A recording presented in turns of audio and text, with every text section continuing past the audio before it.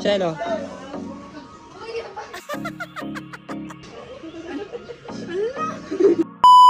What's up mga paps? So dito nga ay kakatapos lang ng aming swimming lesson. Kaya this is the best opportunity para ibigay yung drawing. Kasi alam nyo naman, pagod na pagod sila sa kakalangoy. So ito na mga paps. Bibigyan natin yung drawing na ginawa ko.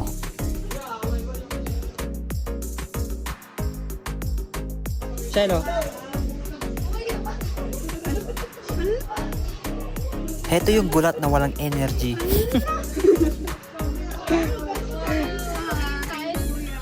Alam niyo mga paps, sobrang saya ko na kapag nagustuhan niyo yung drawing ko. At yung marinig pa yung salitang thank you. Grabe. Kakataba ng damdamin at sobrang saya ko na dito mga paps. Kaya salamat mga paps dahil binibigyan niyo ako ng chance para ibahagi yung aking talento. Kaya walang dahilan para ako'y huminto at mahiya sa talentong mayroon ako mga paps.